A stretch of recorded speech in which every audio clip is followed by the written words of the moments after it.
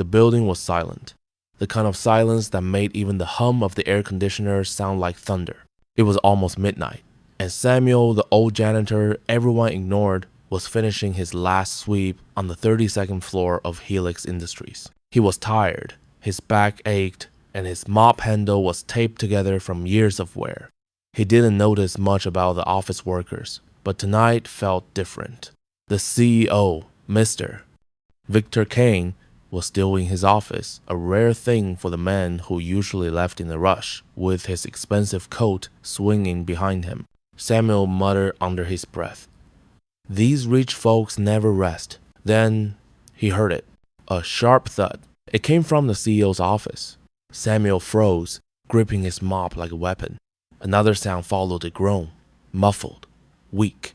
He rushed down the hall, heart pounding. The glass doors to the CEO's office were closed, lights flickering faintly inside. He pushed them open. What he saw made his blood run cold. Victor Kane, the man who ruled the company with iron authority, was on the floor, face pale, eyes half open, gasping for air. His lips had turned blue. A half-eaten sandwich lay beside him. Samuel panicked for a moment. Then his instincts kicked in. "He's choking!" he shouted to no one. He dropped his mop, ran behind Victor, and wrapped his arms around the man's chest. Come on, he grunted, pushing upward with all his strength. Once, twice, 3 times. A piece of food shot out, landing on the carpet. Victor gasped, air rushing back into his lungs as he coughed violently. Samuel held him steady until the CEO could breathe again. For a moment, there was only silence broken by Victor's shaky whisper. "You saved my life." Samuel nodded, too stunned to speak. He had never been this close to the boss before, never even exchanged more than a good evening. But what happened next was even stranger. As Samuel helped Victor sit up, the CEO's trembling hand gripped his wrist. "Listen," Victor said urgently. "You can't tell anyone about what you saw tonight. Not a word. Promise me." Samuel frowned. "Sir? I was just... Promise me." Victor's voice cracked, filled with something Samuel couldn't quite place fear. Samuel hesitated. "All right, I promise." Victor's shoulders relaxed, but his eyes darted toward his desk, toward a locked drawer Samuel had never noticed before. The CEO swallowed hard, then said, "Go home, Samuel. Take the rest of the night off." Samuel nodded slowly, uneasy. As he walked out, he could still hear the CEO breathing heavily behind him. But something didn't feel right. Why would a man who almost died care more about keeping something secret than thanking his savior? Down in the janitor's room, Samuel sat on his stool, staring at his shaking hands. Then he remembered the smell. When he walked in, there wasn't just the smell of food. There had been something chemical, bitter. He glanced at the clock. It was 12:47 a.m. He couldn't shake the thought that sandwich didn't look normal. The next morning, news spread through Helix Industries like wildfire. The CEO hadn't shown up for work. His office was sealed by security, and when Samuel tried to clock in, 2 men in suits were waiting for him. "Samuel Price?" one asked. "Yes," he said nervously. The taller man flashed a badge. "We need you to come with us. Now." Samuel's heart stopped. "What's this about?" he stammered. The man looked him dead in the eyes.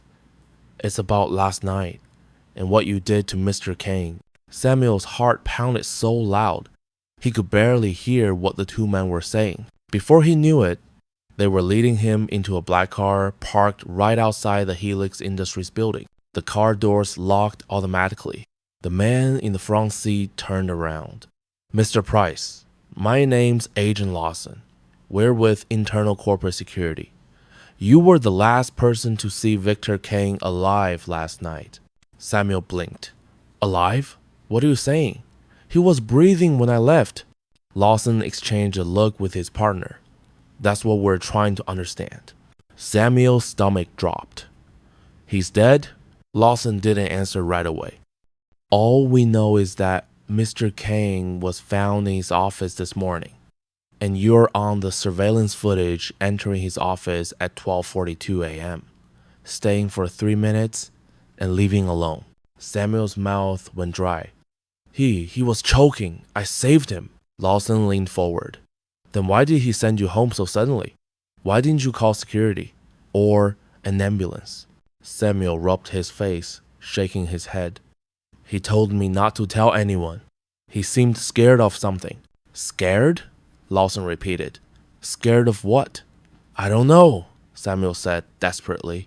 But he made me promise not to say anything. He was terrified, like someone was watching him. The car went silent. Lawson pulled out a small plastic bag from his jacket. Inside was the same sandwich Samuel had seen the night before, except now it was sealed and tagged as evidence. Mr. Kane's toxicology report isn't back yet, Lawson said slowly. But this sandwich contains traces of a rare chemical compound, something that doesn't belong in food. You wouldn't know anything about that, would you? Samuel's eyes widened. Poison? Lawson didn't respond. He just studied Samuel's face carefully. I didn't do anything wrong, Samuel said. I just cleaned floors and emptied trash cans. I don't even eat that kind of food. Lawson sighed, leaning back in his seat. Then help us understand. Why would a powerful CEO like Victor Kane be alone in his office past midnight, eating poisoned food, and the only other person around was you? Samuel felt sick. He must have been meeting someone before I got there. Lawson tilted his head. Do you have proof of that? Samuel thought hard. Then he remembered he'd heard footsteps on the 32nd floor earlier that night. But when he looked down the hall, no one was there. He also remembered something else, the faint click of the service elevator, the one only executives used. There was someone else there. Samuel sat firmly. I heard them. Lawson's partner gave a skeptical look. You sure it wasn't your imagination? Samuel's voice rose. No, I know what I heard. Lawson studied him for a long moment. Then he nodded slowly. All right, Mr. Price. You're not under arrest yet, but you're not to leave town. We'll be in touch. They dropped him off near his small apartment. Samuel felt like his world had turned upside down. He had gone from being invisible to being the center of a murder investigation overnight. That evening, he sat in his kitchen, staring at the old newspaper clippings, taped to his fridge ones, about the company's scandals, layoffs, and lawsuits. Victor Kane had enemies everywhere. He thought back to the look on Victor's face that night, the fear, the urgency. You can't tell anyone, he had said. Now Samuel wondered, what was Victor trying to hide? Suddenly, there was a knock on the door. Sharp.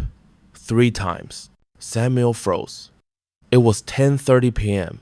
No one ever visited him this late. He hesitated, then opened the door just a crack. A woman stood outside, wearing a black trench coat. Her face was pale, her eyes anxious. Are you Samuel Price? She asked quietly. He nodded slowly. Who's asking? She glanced down the hallway, then back at him. I'm Victor Kane's assistant, and if you want to stay alive, you need to come with me. Right now. Samuel froze, hand still on the doorknob.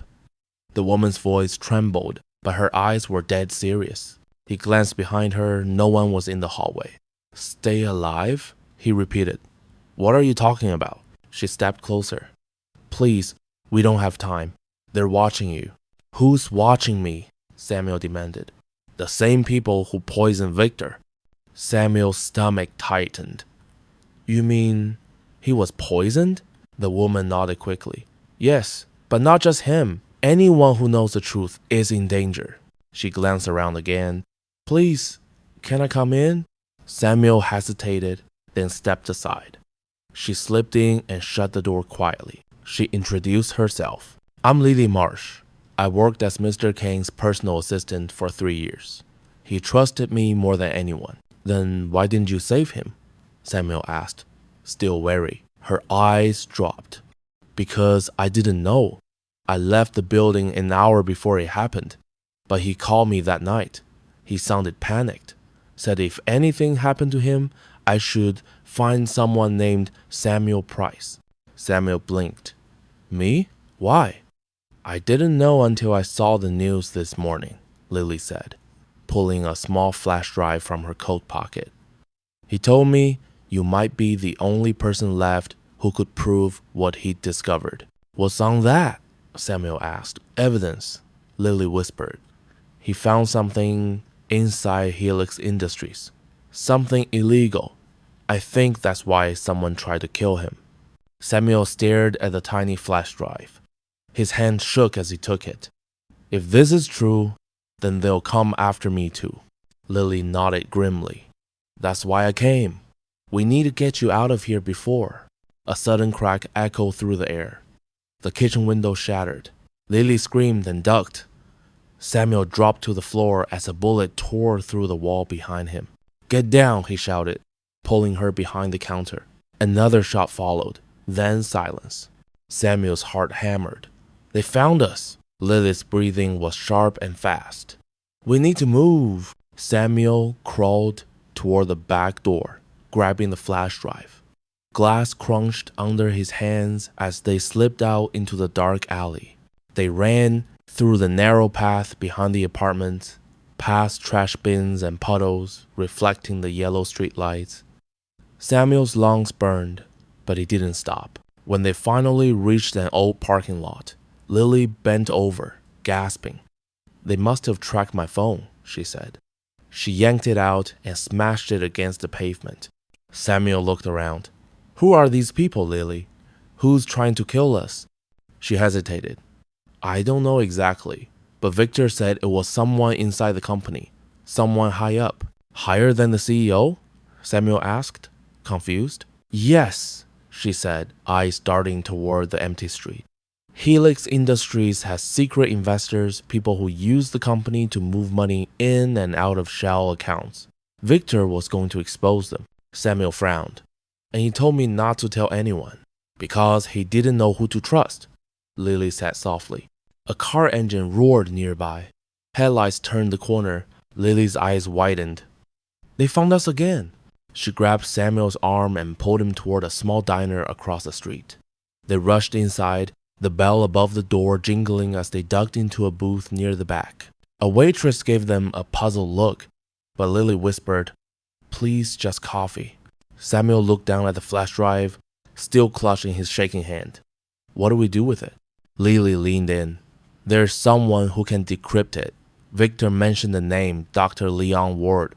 He used to work for Helix before he disappeared. If we find him, we'll know everything. Samuel nodded slowly.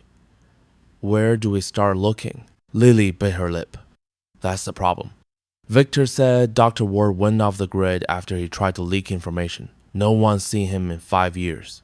Before Samuel could reply, the diner door opened. A tall man in a dark suit stepped in. His eyes swept across the room, cold, calculating. Lily froze. That's him, she whispered. That's one of Kane's security heads. He's not supposed to be here. Samuel's pulse raced.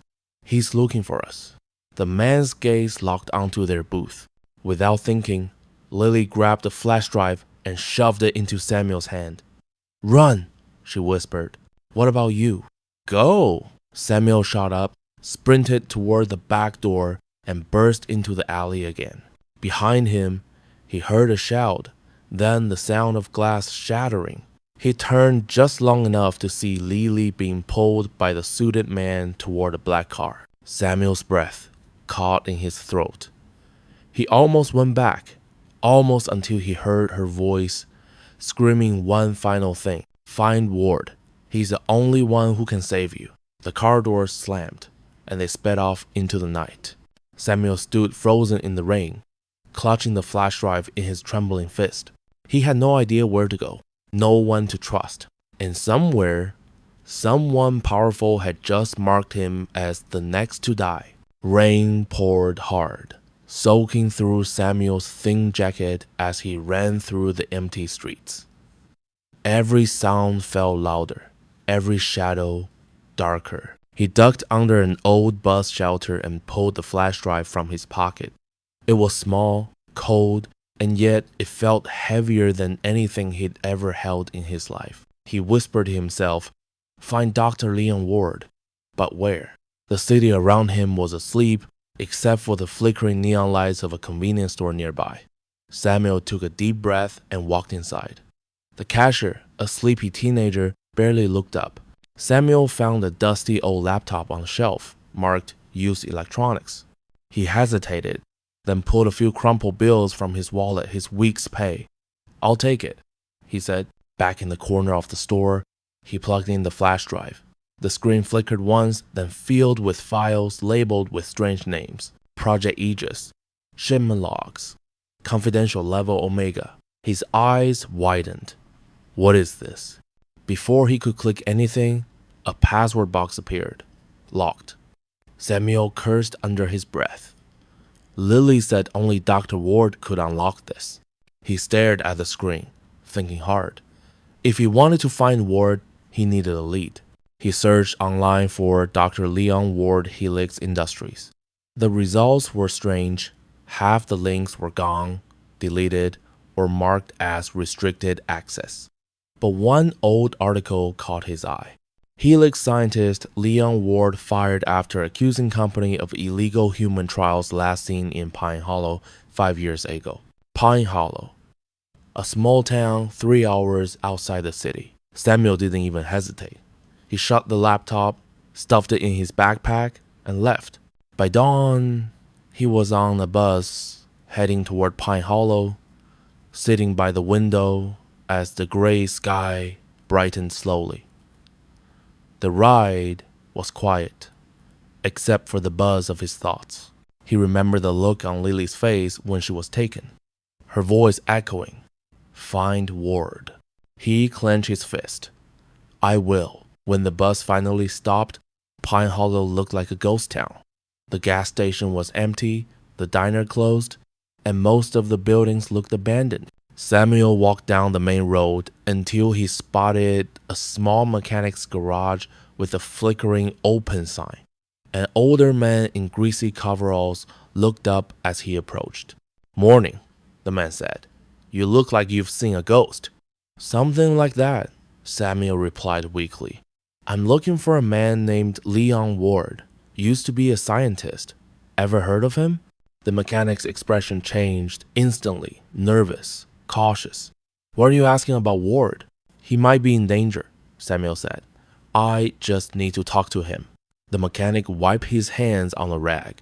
"Haven't seen him in years. But," he paused, lowering his voice, "there's a cabin near the woods, about 2 miles east. Folks say a crazy man lives there. Never comes out. That's probably your guy." Samuel thanked him and left. The walk was long and quiet, the forest whispering in the wind. By the time he reached the cabin, the sun was sinking behind the trees. The place looked abandoned, windows boarded, door hanging crooked. But as he got closer, he saw a faint light flickering inside. He knocked. "Dr. Ward? My name's Samuel Price. Go away," a voice shouted from inside. "Please, I'm here because of Victor Kane. He told me to find you." There was silence. Then the door creaked open just an inch. A man's face appeared thin, with graying hair and eyes that darted nervously. "What did you say?" "Victor Kane," Samuel said. "He's dead, and people are after me because of what's on this." He held up the flash drive. Dr. Ward's eyes widened. "You shouldn't have brought that here." He yanked the door open and pulled Samuel inside. The cabin was cluttered with computer parts, papers, and blinking screens filled with data. "Do you know what this is?" Ward asked sharply. "I was hoping you could tell me," Samuel said. Ward grabbed the flash drive and plugged it into his own system. Within seconds, lines of code flashed across the screens. Then, a folder opened automatically. Project Aegis. Samuel leaned closer. "What's Project Aegis?" Ward's face went pale. "It's not a project. It's a cover-up." "A cover-up for what?" Ward turned the screen toward him. Images appeared, medical reports, test results, contracts signed by Helix Industries. "They were testing experimental drugs on human subjects," Ward said, voice trembling. "Homeless people. Janitors. Low-level staff who wouldn't be missed. Victor found out. He tried to shut it down. Samuel felt cold all over, and they killed him for it. Ward nodded slowly. They'll kill you too, now that you have this. Before Samuel could respond, a sharp ping came from one of Ward's screens. His expression changed instantly. They found us, he whispered. Samuel looked toward the window. Headlights glowed faintly through the trees. A black SUV was pulling up the dirt road. Quick! Ward shouted. There's a back exit through the cellar. Samuel grabbed the laptop and flash drive, following Ward down a narrow staircase. Behind them, the front door burst open. Voices filled the cabin, cold, professional, and armed. Samuel ducked behind the cellar wall, heart pounding as the sound of boots echoed above. Ward turned to him, whispering, If we get separated, go to Red Line Station. There's someone there who can help you. Tell them the code name Aegis. Samuel nodded, but before he could speak, a blinding flash erupted above them, then the sound of an explosion. The cabin shook violently as flames tore through the floorboards. Samuel was thrown backward into darkness. That was the first thing Samuel smelled when he woke up, thick, choking smoke mixed with burnt wood. His ears rang, and for a moment, he couldn't remember where he was. Then, everything came rushing back to the cabin. Dr. Ward, the explosion. He groaned, trying to sit up. The cellar ceiling had collapsed in some places, but a narrow opening above let in faint daylight. The fire must have died down. He looked around. Ward was gone. Dr. Ward, Samuel called weakly. No answer. He spotted the laptop lying a few feet away, covered in ash but still intact. The flash drive was still plugged in. Somehow, it had survived. Samuel grabbed it, coughing as he crawled through the wreckage. His whole body ached, but he pushed himself toward the light. Outside, the cabin was reduced to smoking rubble. No sign of Ward, no sign of the SUV, just silence. He stumbled down the dirt path until he reached the road. The only thing he knew was what Ward had said before the blast. If we get separated, go to Red Line Station. Tell them the codename Aegis. So that's what he did. Hours later, Samuel arrived at the edge of the old railway terminal known as Red Line Station, long abandoned, rusted, and half swallowed by weeds. It was the kind of place no one visited anymore. He stepped inside carefully, the sound of dripping water echoing off the walls. Hello? He called. Anyone here? A voice came from the shadows. You shouldn't have come here. Samuel froze. Out of the darkness stepped a man in a dark trench coat, holding a pistol but not aimed at Samuel. His eyes were calm, watchful. You have something that belongs to me, the man said. If you're here for the flash drive, you'll have to take it from me, Samuel replied. The man smirked. I'm not here to hurt you, Mr. Price. Dr. Ward sent me. Samuel's breath caught. Ward's alive? The man nodded slightly. Barely. He escaped before the cabin blew. He told me to find you and finish what Victor Kane started. Samuel's heart raced with hope. Then you can help me unlock this? The man stepped closer. We already did. He took out a small device, plugged in another flash drive, and handed it to Samuel. Ward managed to upload the decrypted files before the explosion. Everything Helix tried to bury is all here. Samuel opened the file on the dusty terminal nearby.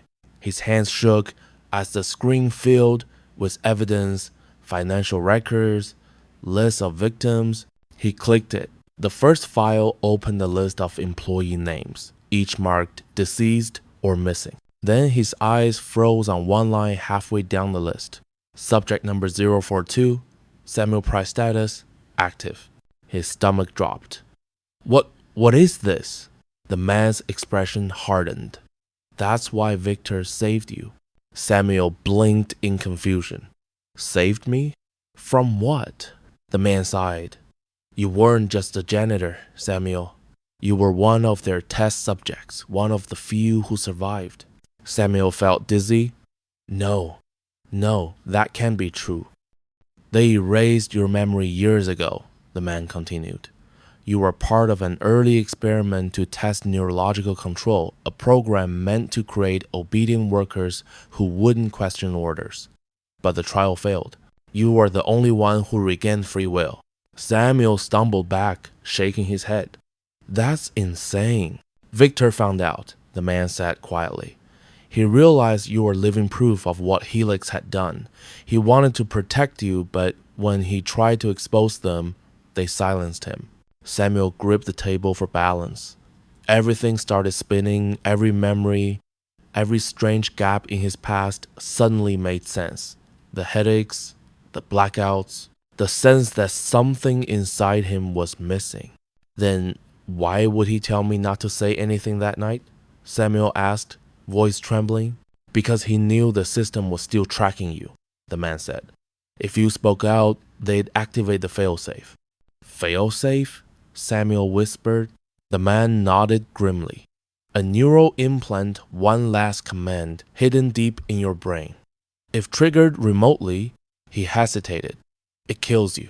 Samuel's blood ran cold. You mean they could? Yes, the man said. At any moment.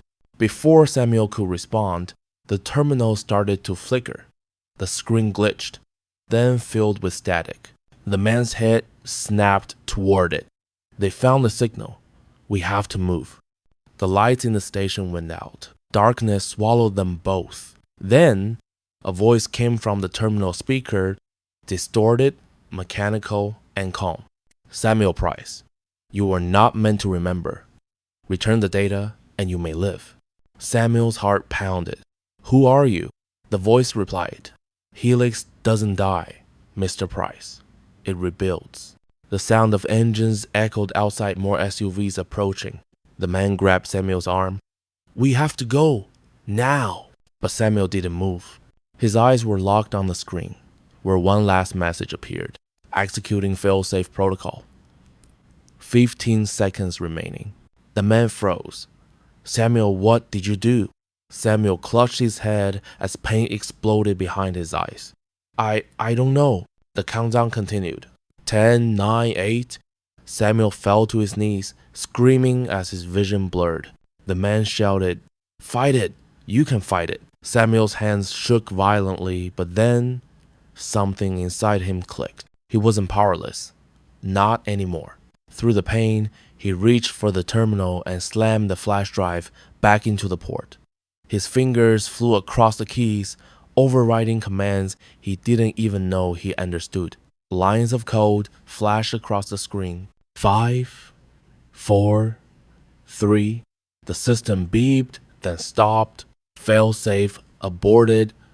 Data release complete. Outside, sirens began to wail, not Helix's, but the authorities.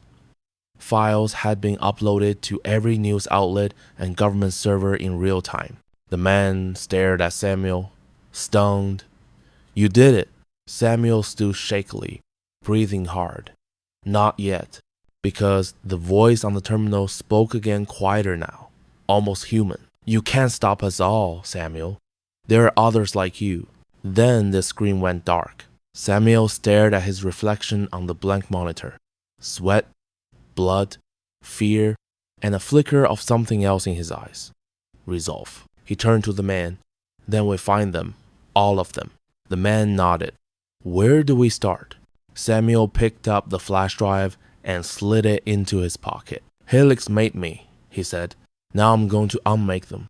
Outside, dawn broke over the city, the start of something far bigger than anyone had imagined. Because the janitor who once saved a CEO's life had just declared war on the company that created him.